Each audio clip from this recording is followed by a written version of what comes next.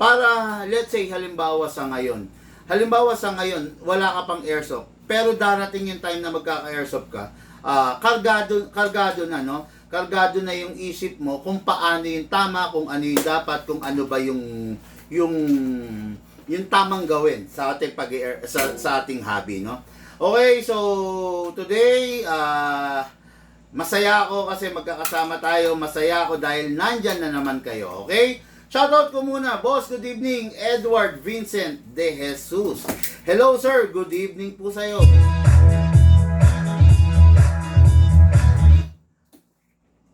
Sabi ni Dyson, Big Man, para sa'yo tatagal ba ng 4 to 5 years ang ENC brand na rifle na not upgraded? 99% mo naman iingatan.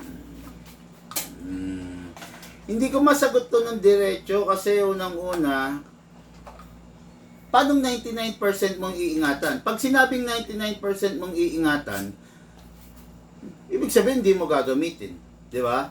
Huwag mo sasabihin 99% mong iingatan kasi every time na ginagamit mo yan, may wear and tear yan. Di ba? May wear and tear yan. Ngayon, tapos ito, kasi pagdating sa barrel, pagdating sa airsoft, meron kasi tayong katwiran na, tayong mga Pilipino, meron tayong katwiran na depende sa paggamit yan. Kung iingatan mo naman, tatagal yan. Meron tayong ganyung ngayon, depende siguro sa mga gamit yun. Depende sa mga gamit, no? What I mean is, halimbawa, meron kang kutsara tinidor na ginto or silver. Iingatan mo yun, depende sa paggamit, maiingatan mo yun. Kasi bakit? Isa lang naman ang gamit nun, di ba? Para pansubo mo sa bibig. So, depende sa paggamit, depende sa paggamit, maiingatan mo. Pero yung baril, hindi ganun yun eh. Yung motor, yung kotse, hindi ganun yun. Kasi, moving yan eh. Any moving objects may wear and tear. Yung kotse, umaandar siya sa kalsada. May wear and tear yung gulong yan, di ba? Minsan nga sa kotse, sa motor, di ba? Kahit anong ingat mo, pag naka-encounter ka ng taong hindi maingat, yari ka, di ba? In the end, masisira pa rin yung unit mo. Ganun din sa barrel, di ba? May wear and tear yan eh. May wear and tear yan, pumapalo yan, di ba? Pumapalo, nagpo-produce ng air, merong motor, ganon, di ba? Ganito yan mga ka-airsoft, no? Pag naghanap ka ng mura, talagang later on, mapapamura ka, di ba? Pag expected mo na pag naghanap ka ng bagay na mura, expected mo na hindi tatagal yun, di ba? Ngayon, ganito, mapunta tayo rin sa ENC na tinatanong mo. Okay naman siya eh. Ngayon, kaya lang, hindi lang talaga natin kaya i-predict kung kailan siya bibigay. Di ba? Tulad nga na sinabi ko sa inyo, yung mga unit na high-end, basal materials ang ginagamit nun. Basal na. Kung hindi basal alloy, steel full CNC. Yan ang mga laman loob niyan, di ba? Ngayon, kung sasabihin mong ENC, may mga okay na ENC. Merong mga sablay na ENC. Di ba? Okay na ENC, yung mga high-end ENC. Di ba? Yung mga ENC na nagkakahalaga ng nasa 15 kyaw, 16 kyaw. Merong mga ganong ENC di ba? Ngayon, kung pupunta ka doon sa mga ENC na 10 kyaw, 12 kyaw, sablay ka talaga doon. Di ba? Pero kung pupunta ka doon sa mga ENC na 15 kyaw, 16 kyaw, yun, maaaring pwede pa, di ba? Pero kung ENC mo, tignan 9 kyaw, 10 kyaw, 11 kyaw, 12 kyaw, ENC kasi China yan eh. Kahit anong gawin mo, hindi kayang tumayo ng China over the US, over the Taiwan unit, over the Japan unit, di ba? Yun, talagang limit your expectations. Kaya wag mo sasabihin sa akin na 99% mong maaalagaan. Ano ba yun? Kinukuha mo yung opinion ko, gusto mo ako mapa-oo. Di ba? Gusto mo ako mapa-oo para sabihin ko sa'yo na okay yan, para bigyan kita ng garansya. Ngayon, pagpunta sa'yo niyan, pag yan ang binili mo, ang tanong, di ba? Paano yun pag nasira? Sasabihin mo sa akin, sabi kasi ni Big Man sabi kasi sa vlog ni Big Man okay naman daw ang ENC di ba? Mahirap yun. Mahirap po sagutin yan, bossing, no? Kasi, unang-una, hindi kita kilala. Hindi ko alam kung gaano ka ba kaingat. Paano sasabihin mo 99%? Pag 99% mong iingatan, ibig sabihin naka-display lang yan. 'Di ba? Paano yun? Imposible kasi yung sinasabi mo 99% kaya mong pag-ingatan. 'Di ba? Ano yun? Tandaan mo, every putok mo niya may wear and tear yan. Ang tanong, naiingatan mo ba siya doon? 'Di ba? Hindi. Wag mong hilingin sa akin na ayunan yung bagay na nasa utak mo na, 'di ba? Wag mong ano yun sa akin yun. Wag mong hilingin na ayunan ko kasi hindi ko gagawin yun. Sasabihin ko ba sa iyo na okay yan, basta 99% mo maiingatan? Sasabihin ko ba sa iyo na ganon? Gusto mo ganon na marinig mo sa akin? Hindi ko sasabihin yun, bossing, kasi in the end akong sisisihin mo. Sabi kasi ni Bigman, okay yan eh. Oh, 'di ba? Ganon. Hindi pwede yun, boss. 99% mong iingatan, paano yun? Ipapalaminate mo? Paano yun? Ipa-plastic cover mo siya? 'Di ba? Mahirap yung bossing, no? Kung ikaw, mind conditioning mo, okay sa yun, di go for that, di ba? Basta China is still China, di ba? Sa tingin mo ba yung ENC kaya niyang tumayo kay King Arms? Sa tingin mo ba si ENC kaya niyang tumayo laban kay ICS? ENC kaya niyang tumayo laban sa Lonex?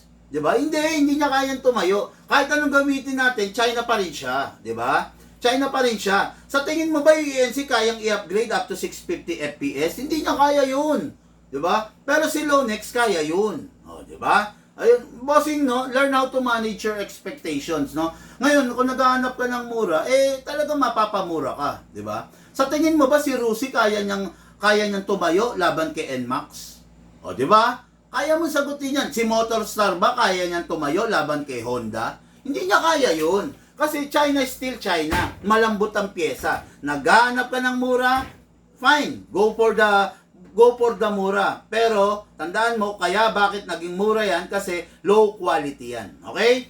Sana, bossing medyo yung mga tanong mo, medyo magandang sagutin. Kaya lang, medyo, yung tanong mo kasi double meaning no? Yung tanong mo may halong intriga, pero masarap sagutin, no? Pero yung tanong mo may halong intriga, merong something akong nararamdaman dun sa tanong mo. Pero masyadong maaga para para magsalita ako for that, no?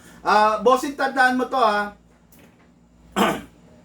As of today, merong client ang Bigman na nasa 8,000 something, 8,700 plus, no? Ibig sabihin, halos lahat ng ugali ng ka-airsoft is na-meet ko na, no? Yung sa 8,000 na yon, siguro mga out of 8,000, 8,700, 8,000 doon ako mismo yung nakaharap. Okay? Kaya alam ko kung ginugoyo na lang ako ng isang tao. Okay? Alam ko kung ginugoyo na lang ako. Alam ko kung yung tanong niya sincere. Alam ko kung yung tanong niya may something. Di ba? 5 years na po ang Bigman, no? Since nung nag-umpisa, ako yung humaharap sa client. Ako yung nag-i-interview sa client. Kaya yung client, alam ko kung may something. Alam ko, boss, may something. Okay, Ayan, ano lang, no? Diretsan, sagot lang, Hindi ko pwedeng ayunan yung sinasabi mo. Dali lang. No? Ayun, hindi ko hindi ko lang pwedeng ayunan kasi yung bagay na hindi naman talaga totoo dun sa natin, no? Okay, so nasaan na tayo? Nice, say pride po, sabi ni Bin Mendoza. Thank you, Sir Bin, Thank you. Okay mga Airsoft, dire-diretso tayo sa ating kwentuhan session, tanungan portion. Kung meron kang tanong, tara, bato mo rito. Kung meron kang tanong, tara, sagutin natin, bato mo sa akin, no? So far, I have ilang pages dito ng question na kailangan natin sagutin. Pero,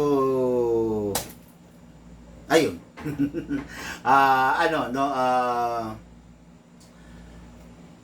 Kailangan natin sagutin ngayon, okay? O, sige, ganito. Bigman, okay, question number 1 galing kay Sir James of Pasig City, Okay, Bigman, bakit kailangan ng ID pag magwo-walk in sa inyo?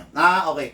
Unang-una, bossing, no, kaya namin kailangan ng ID, nagsisiguro kami na yung makakatransaksyon namin is nasa right age. Okay? Tapos, bukod sa nasa right age, capable. Capable in a sense na, syempre, halimbawa, ang ID mo is license card, di ba? Valid na license card. Syempre, para makakuha ka ng license, nag-undergo ka sa medical. Siya? Si ano yan? Ayun. Nag-undergo ka sa mga medical, sa, di ba?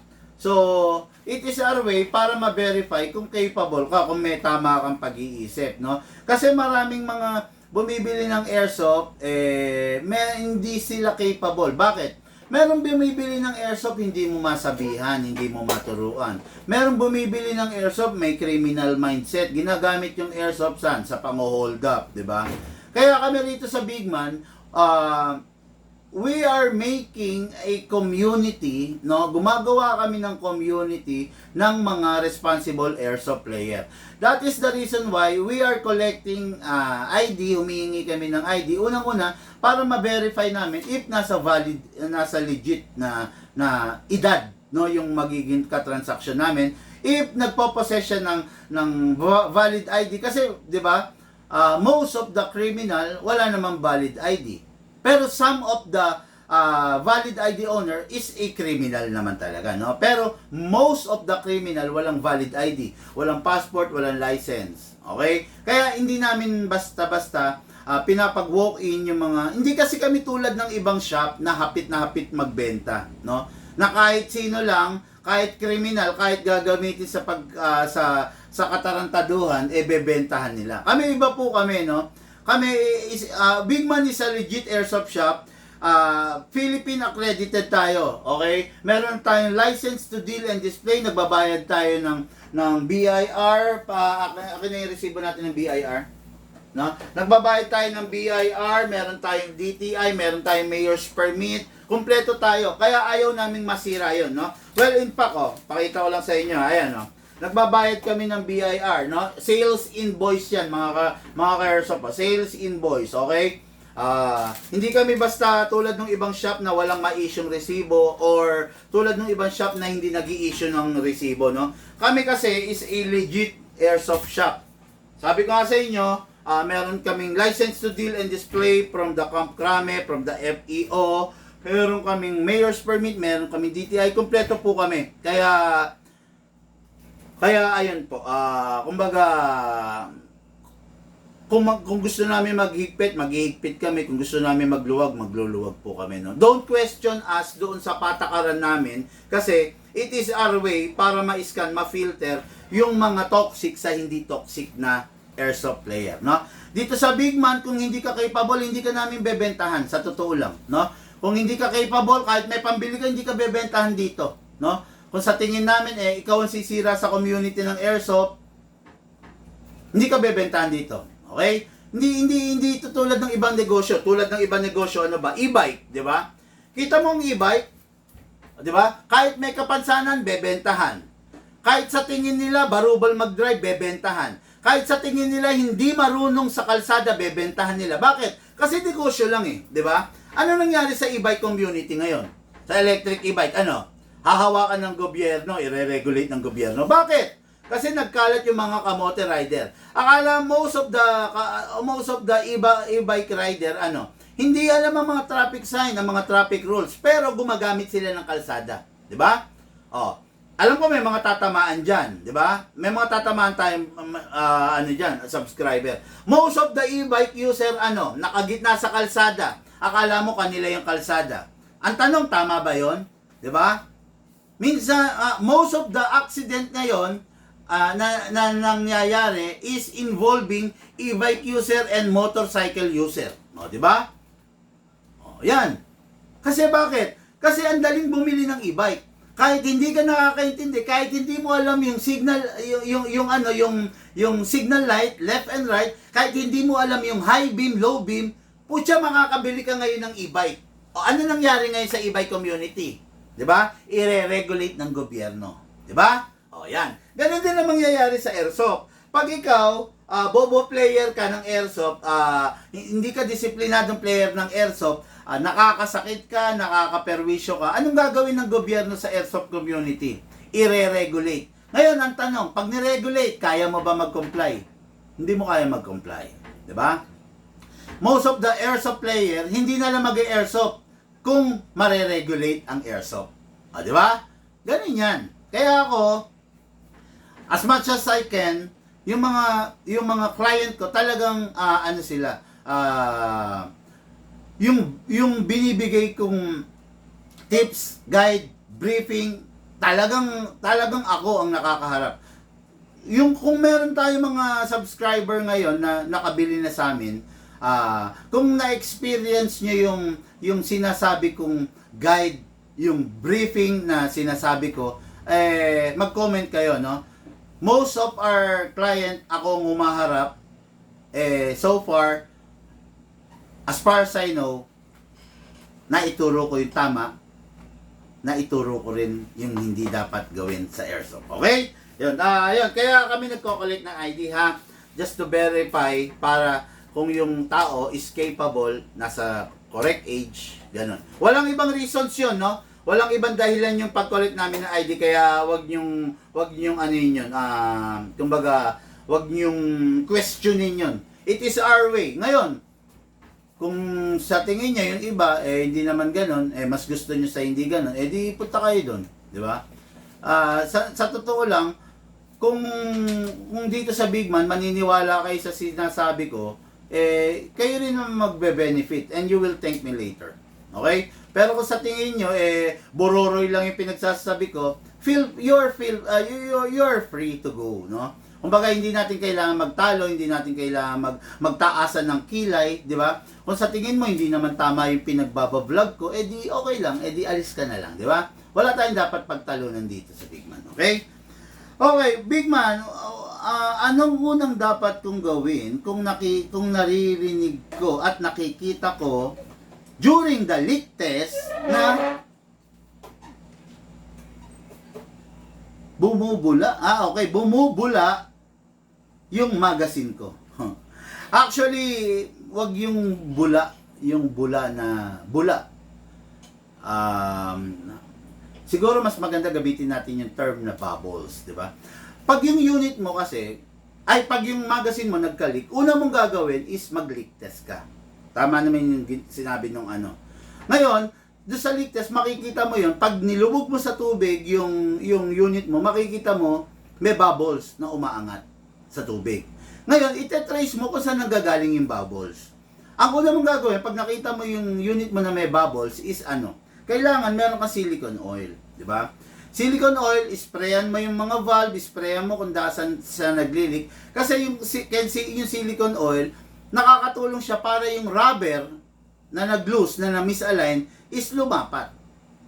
O, di ba? Ang una mong gagawin ganito, halimbawa may leak, nakita mo, bumubula, di ba? Una mong gagawin, pasingawin mo yung hangin sa loob ng magazine. Pag pinasingaw mo yung yung hangin sa loob ng magazine, ang tendency, lalapat siya kasi walang ino-hold the pressure. Okay? Pasingawin mo para lumapat siya. Then, pag lumapat na, sa tingin mo lumapat na, anong gagawin mo? Isprayan mo ng silicone oil. Siguraduhin mong yung oil papasok sa loob. Paano mo papapasok sa loob? Press mo yung output valve, then saka mo siya isprayan. Medyo dagdagan mo kung sa tingin mo may leak, di ba? Kung sa tingin mo may leak, para yung silicone oil, pumasok siya sa loob ng magazine. Ang silbi ng silicone oil will fill in the gap. Will fill in the,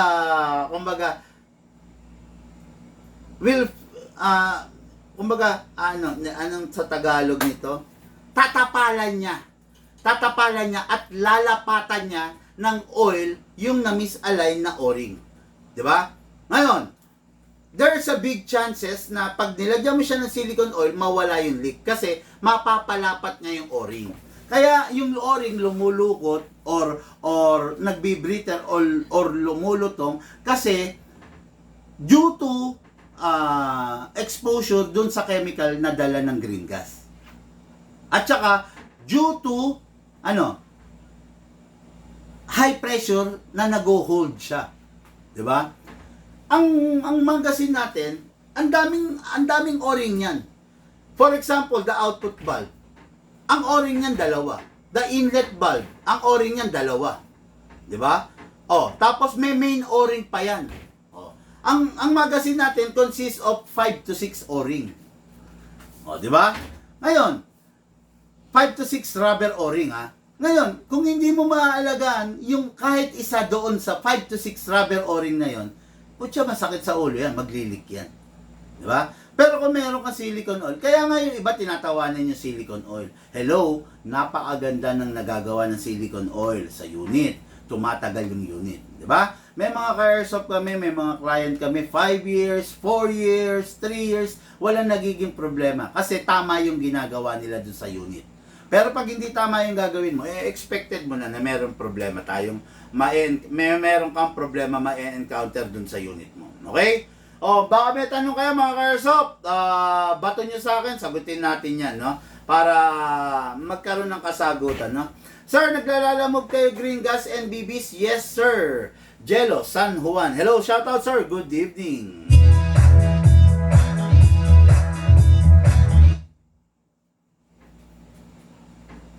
Big man naman recommend nyo na bala, pistol 330. Pistol 330, 3 at rifle. Okay, Big man na naman recommend nyo na bala or BBs sa pistol na 330 to 350 FPS. 0.20, huwag ka nang gagamit ng mas mabigat, mahirapan yung unit mo. At then, di mo rin mamamaximize kung gagamit ka ng mas mabigat kasi pan 12 kg lang yan. Huwag mong gagamitan ng 14 kg, warak yan, okay? Sa rifle, 400 to 430, wala naman ano yan. Kumbaga, yan yung ano yun, yan yung pinaka-flat na ano eh, na lakas ng isang rifle. 0.20 lang yan, huwag mong gagamitan ng mabibigat yan. Kawawa lang yung unit mo. Okay? Goods na ba 0.25 for pistol and rifle?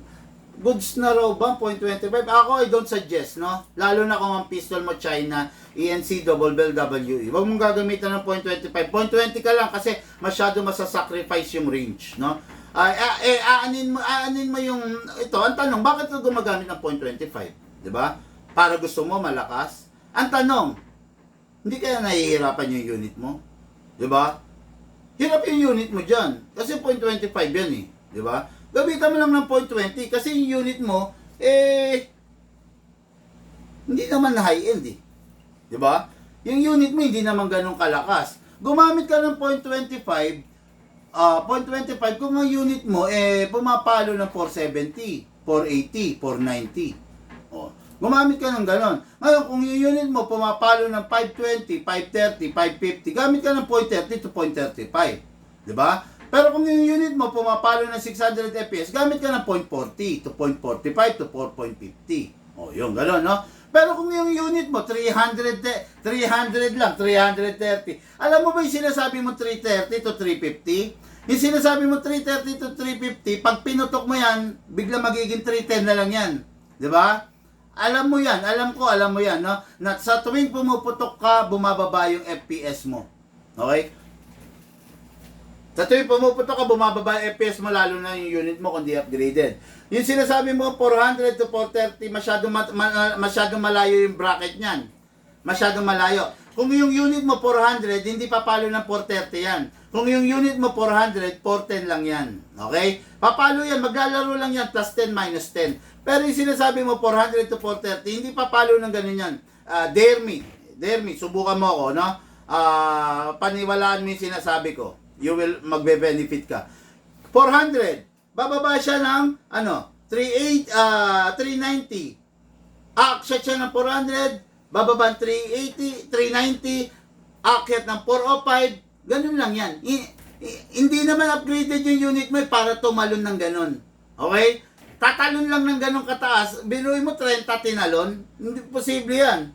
Posible yan, kahit yung pistol mo 330 to 350. Ba't ano ba yung pistol mo, boss? Para lang magkaroon tayo ng idea. Sa tingin ko yung pistol mo Glock eh, kasi sabi mo 330 eh. Based on my experience, Glock ang may mga ganyang FPS, no? Glock 17. Glock 17, sabi niya. Glock 17, hindi papalo ng ganun yan, bossing. Maniwala ka sa akin. Unang putok ng Glock, pakitaan kita ha. Sige, labasan natin ng Glock yan, Glock 17. Para lang magkaalaman, kasi alam mo naman ako, ayaw ko na ng gogoyo eh. Pero feeling ko nagkakagoyoan tayo rito eh, no? Okay, so, Glock 17. Glock 17 Gen 5 pa, para sa iyo lang to gagawin ko O, ayan. Silicone oil. Okay? Silicone oil. O. Hindi pa palo ng 350 yan. Maniwala ka sa akin. Maniwala ka sa akin, no? Baka nagoyo ka lang ng binilan mo yan. Hindi pa palo ng 350 yan, Hindi to upgraded hindi upgraded to. W ito Anong brand daw yung kanya? WE double bell? Wala siyang sinabi. 1, 2, 12 kg lagyan natin ng 0.20 Gusto ko lang patunayan sa iyo, boss, no? Hatak, right thumb. Sino ba? Jello or Dyson? Yung Dyson. Ano daw? WE 2011 high kappa. Type R po sa akin. Di Glock 17. Ang Glock yung Jello pala. Mali ka pala eh. Sayang, Glock na yung inano ko. Kung yung unit mo, 2011, Lucas Peña ako 2011. Tapos, ano mo to? Dali mo, para mapakita natin sa kanya. Kung yung unit mo 2011, dali napakahina naman sa 330 niyan. Para lang sa akin sa tingin ko lang, kung yung unit mo 2011 Dyson, napakahina niyan sa 330 FPS to 350. Okay? Kasi sa bagay, bakit ko ba kino-compare dun sa amin, no? Ayun. No need para i-chrono ko to. Ano yan? 2011, lumilipad ang isip nung bata ko. Dun. Sa sa hard case. No need para i-chrono natin to. Akala ko kasi Glock ang mali yung na-fake news ako ni Ma'am Sally. 2011 look. WE 2011. Okay. Chrono ko sana para maipakita, kaya lang tama na yan.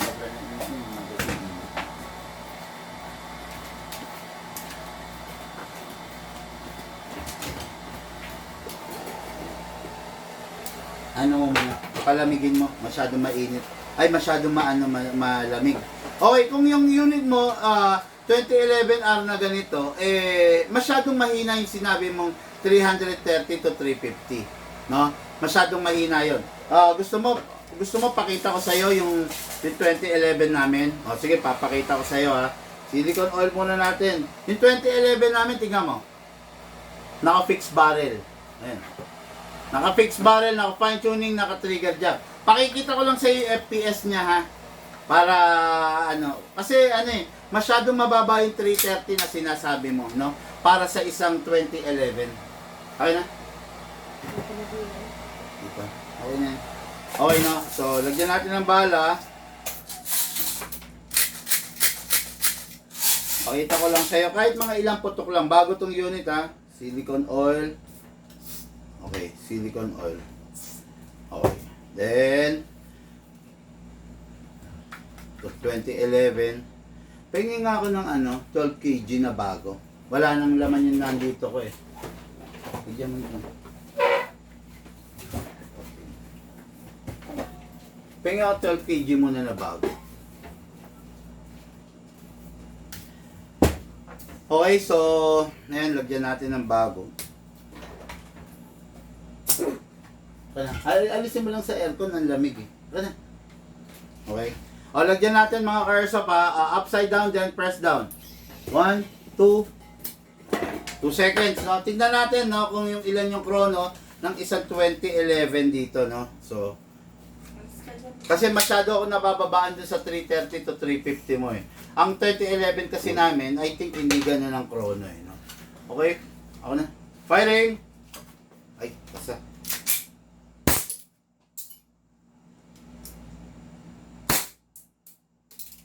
2011 namin, pakita mo. 123. Yan, 2011 namin yan Ganito yung unit mo, R or K. Yan. Halos parehas dito yan Di po kasi upgraded sa akin. Okay. Yun. Hindi upgraded, no? Ayun, kaya lang ako nababaan kasi ito upgraded to eh. Firing. 416.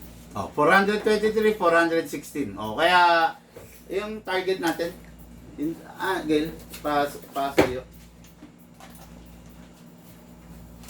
Okay na. Dali. Oh. Firing. Okay. Yun. Ganun kalakas yung sa amin, no? Nabababaan lang ako doon sa sinabi mo. Sa amin kasi pang Glock lang yan eh. Yung Glock kasi namin, pag in-upgrade namin, yun, malakas, no? Ang downside kasi sa mga ganyang unit, gumagastos ka ng BBs, gumagastos ka ng silicone oil, gumagastos ka ng gas, pero ganun lang yung serbisyong mabibigay niya, napakababa, di ba? Parang sayang na ako pag ganun, pag ako gumagastos ako, halimbawa ganito, nagbabayad ka ng internet subscription, tapos biglang ang bagal ng internet mo or naglalag or mayat maya putol yung internet mo, hindi ba parang nakakapanghinayang? Kasi bumabayad ka ng serbisyo eh. Pero in return, hindi ganun yung hindi ka nasasatisfy ng serbisyo. Ganun din sa airsoft. Pag bumili ka ng mura, pag yung unit mo pumuputok lang ng ganyang FPS, hindi ba nakakainis? Kasi bakit? Same yung consumption, same yung bala, same yung silicone oil, pero hindi niya maisukli sa'yo ng malakas. Di ba? Biruin mo yung difference ng sinasabi mong 330 FPS doon sa, di ba? Same lang ang consumption. Well, in fact, mas matipid pa sa gas yung amin. Kasi yung amin, 2 seconds mo lang lalagyan ng gas, nagfa-fire siya ng 30, 40, 50, 60 rounds. Di ba? Parang nasasayangan lang ako, gumagastos ka sa isang bagay na hindi niya maibalik yung serbisyo sa'yo. Okay? Anyway, umaba. Grabe po siya. Ganito ako, pagpasensyahan nyo na ako ha. Pag nalibang ako, umahaba talaga eh. Kasi gusto ko maipaliwanag, no? Maipaliwanag ng gusto. Okay, shout out, good day and good evening. Gandang gabi po, Boss Bigman. At sa mga ka-airsoft, sabi ni Lexus McLaurin. Okay, grabe bossing, parang rifle ang FPS. Actually, parang rifle, halos kasing lakas na ng rifle mo, no? Ganun talaga ang unit pag upgraded, no? Okay, recommended din na bala for Glock. Glock 17, recommended na bala kung ang Glock 17 mo, WE, ENC, double bell, yung mga budget meal na Glock 17, go for .20 lang. Huwag nyo nang gagamitan ng .25. Unang-una, magsasayang lang kayo, mas mahal ang .25. Glock lang yan eh. Hindi naman na talaga kayang ibato ng matindi yan eh, di ba? Glock, kahit ano sabihin mo, Glock pa rin yan. Okay? Maliban na lang kung yung Glock mo, yung mga high-end version, yung mga licensed version, iba ang performance nun. Kayang palakasin yon, kayang mag-perform na malakas nun kasi iba ang internals nun. Pero yung sinasabi mong Glock na double bell, ENC, WE, medyo laglag ang performance niyan, no? Kasi yung laman loob niyan, hindi naman full steel CNC. Kaya kung ganyan yung unit mo, wag mo na pangarapin na gagamitan ng 14 kg, gagamitan mo ng mabigat na bala. Useless, no? Sayang lang ang pera. Sayang lang ang pera, hindi rin naman niya kayang ibigay yung pinaka malakas na possible. Ang pinaka malakas lang niyan is 300, 320, 330. Jackpot mo na! Ngayon, kung yung unit mo, ENC double bell, pinakamalakas niyan, 280 FPS. Okay? Ayun. Diretso lang po yan, ha? Diretso lang yung sinasabi ko. Wag nyo pong ikakasama ng loob, no? Kasi unang-una, libre lang tong vlog ko, eh. Wala naman akong kinikita sa vlog. Ngayon, libre lang rin yung panonood nyo. Hindi naman kayo nagbabayad sa panonood. Libre lang. Kumbaga, nasa sa inyo na lang kung gusto nyo paniwalaan. Kung ayaw nyo paniwalaan, okay lang. Kung ayaw nyo paniwalaan, okay lang. Sabi ko sa inyo, I will laugh at you later. Pero kung gusto nyo paniwalaan nyo. And you will thank me later. Okay? Yun. Walang iniwan yan. Merong saging. Nakita mo yung saging. Balatan mo. Tapon mo yung balat. Kainin mo yung laman. Ganon din sa atin. Kung sa tingin nyo, tama yung sinasabi ko, sundin nyo. Kung sa tingin ninyo, parang mali yung sinasabi ko, di wag nyo pakinggan, later on, suffer the consequences, di ba? Tandaan nyo, sinasabi ko tong vlog na to, tinuturuan ko kayo ng libre. 'Di ba? Para na rin sa aming actually itong vlog na to dapat para sa mga ka-airsoft namin eh. Kasi yung mga ka-airsoft namin kailangan matuto sila para yung unit nila hindi masisira. 'Di ba? Pabor sa akin pag yung unit ng client ko hindi nasisira kasi lifetime warranty ako eh. 'Di ba? Pag madalas masira yung unit mo, dinadala mo sa akin, madalas akong bumabayad sa gunsmith ko. Pero kung yung unit mo hindi masisira kasi sinusunod mo yung tamang sinasabi ko, pabor sa akin. Hindi ako magbabayad sa gunsmith. Ikaw naman, pabor sa'yo. Kasi walang downtime. Lagi. Pag gagamitin mo siya, magagamit mo. Hindi yung gagamitin mo, oy, sira. Di ba? Yun ha. Kaya, Jelo San Juan, hello, shout out. Okay, Big Man, what to do to claim the warranty? Ganito. Mga ka-airsoft, no? Pag yung, anbawa kayo, isa-isay natin shipping kayo. Tandaan nyo pag shipping kayo, number 1 na gagawin ninyo, pag shipping kayo, habang inaantay nyo yung parcel nyo at dumating na, wag nyong bubuksan kagad. Okay? Yung parcel ninyo, yung item ninyo na for shipping, pag dumating sa inyo, wag nyong bubuksan. First thing to do, inspect nyo yung paligid. Diba? Tignan nyo yung paligid. Ayos ba to? Okay ba to? Nabuksan ba? Tinampered ba? Tinape lang? Yon. I-check nyo yung paligid. No? Pag okay naman, good. Ngayon, pag nakita nyo parang may hiwa, tinampered, tinape, so, mag-demand kayo ng unboxing kasama yung courier. O, ganun ha? Pero dapat naka-video. Yan, naka-video. Ngayon, sa pagkakataon na okay, kompleto, maganda, maayos, good. May ebidensya ka, di ba? Sa pagkakataon na may problema, may kulang, may sira, may basag, wala yung ganito, may ebidensya ka pa rin, di ba? Pwede mong i-demand yun sa mismong courier. Boss, buksan ko lang kasi kamo, para kasing medyo obvious na binuksan, may hiwa Buksan lang natin na nakaharap ka, kailangan naka-video kayo. Di ba? Bubuksan. Oy, boss! May problema tayo, bossing. Wala yung magazine. Boss, may problema tayo. Bali yung unit, basag yung unit. May ebidensya ka. Ganun din, maipapasa mo sa akin yun. Big Man, ito yung na-receive ko. Tingnan mo, basag yung unit. Iimbestigahan natin ngayon yun. Kung saan nagmula yung pagkabasag. Sa amin ba? Pero imposible yun. Kasi hindi kami magpapaship ng bagay na may problema kasi kami rin ang mamurong problema. Okay? Hindi kami small time na airsoft shop, no? Philippine accredited kami. May license to deal and display kami. Hindi kami gagawa ng isang bagay na makakasira sa amin. Okay? Ganun ang Big Man. May ebidensya ka na maipapakita na, Big Man, ganito talaga yung na-receive ko di ba? Meron tayong ebidensya to file a complaint doon sa courier. Pero kung wala kang ebidensya, di ba? Anyone can claim. Pwede ko sabihin na, ito yung na-receive ko, basag siya, bali siya, Pwede kong iganon, di ba? Pero hindi alam nung ibang tao, nasira ko pala.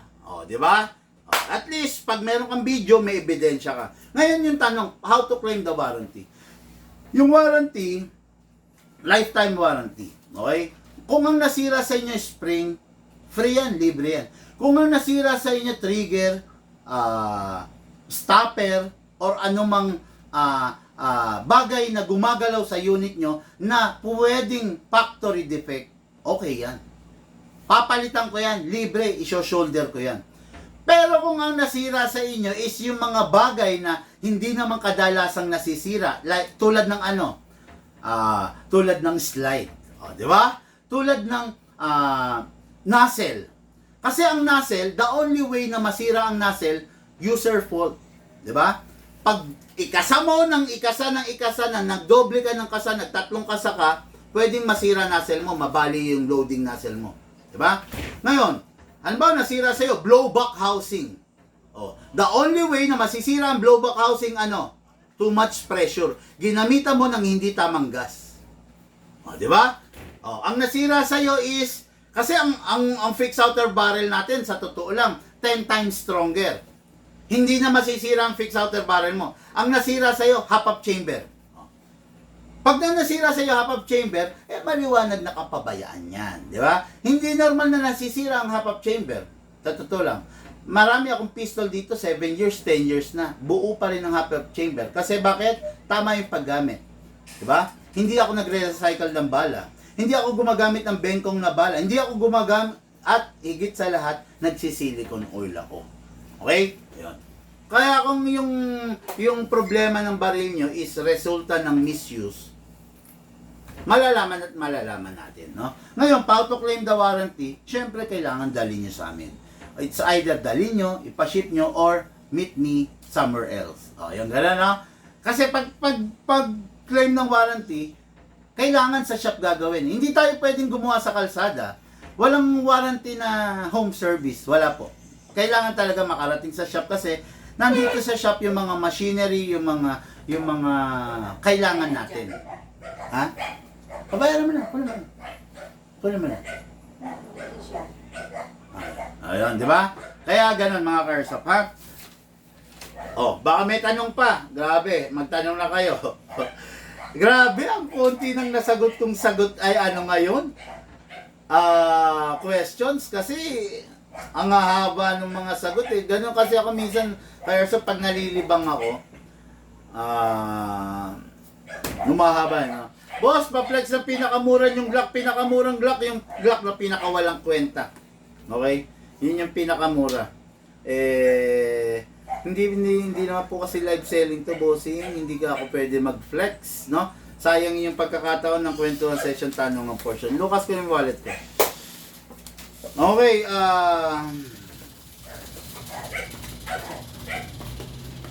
ano pa ba to? Gusto kong ito. Maganda to. Gusto kong turuan yung anak ko, 3 years old na siya ngayon. Ano yung best na unit para ipahawak sa kanya? Okay, for a 3 years old, depende sa build ng 3 years old. Meron kasi 3 years old na malaking bulas, meron 3 years old na maliit talaga. Si Lucas kasi, nagsimulang umawak ng airsoft yan, 3 years old. Okay, no?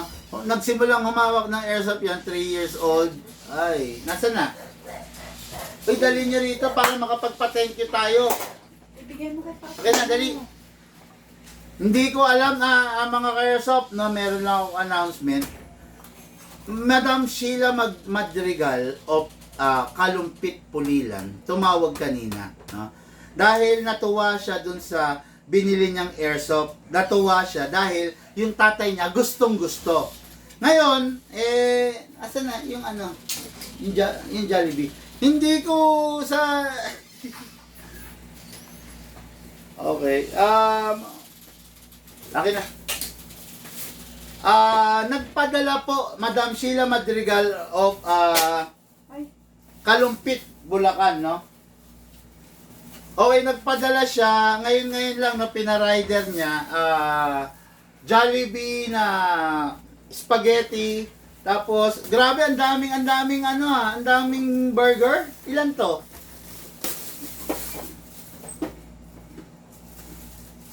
Okay, nagpadala siya ng burger. 2, 4, 6, 10 burger. Plus spaghetti. Plus chicken joy. Maraming salamat, Madam Sheila Madrigal. Si Madam Sheila Madrigal bumili sa atin ng airsoft, no?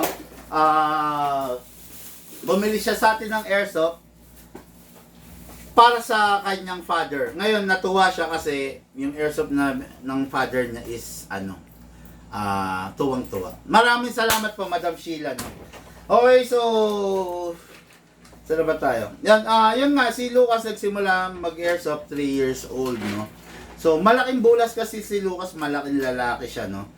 Actually, alika, pakita tayo. Ngayon, halos kung titignan niyo yung lapad ng katawan ko, ayan, yan yung lapad ng katawan ni Lucas, tignan niyo. Ayan, mas malapad na siya sa akin. Although, lamang pa ako ng konti sa height, pero tignan niyo yung lapad, yung kapal ng katawan niya, no? Walang echo yan. Yan. Malaking lalaki kasi to, malaking bulas, no? Nagsimula siya 3-year-old. To answer your question, bossing, simulan mo yung anak mo sa rifle. Ay, sorry. Simulan mo yung anak mo sa pistol. Huwag mo siyang ira-rifle kasi mabibigatan siya, no? Hindi mag-uubra yun. Yun. Okay, no? I just hope na nasagot ko na matino, no? Yung tanong ng ating ka-airsoft. Okay?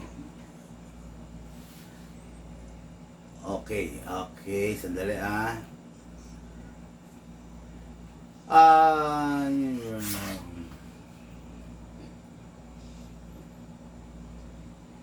may ano to? May anong something to? Tingin ko. Ha? Yan, okay na. O yun, anyway, mga ka-airsoft, yun lang muna for now. Ay, di pa pala. Pero yun lang muna for now kasi meron lang akong konting aasikasuhin, no? Maraming salamat sa mga nag-join, nag-like, nanood, nagtanong na. Maraming salamat po sa inyo mga ka-airsoft. Lahat po tayo nagmula sa iba't ibang larangan. Pinabuklod, pinag-isa ng isang libangan. Yun po ang paglalaro ng airsoft. Hatid po sa inyo ng inyong lingkod, Big Man. Thank you po.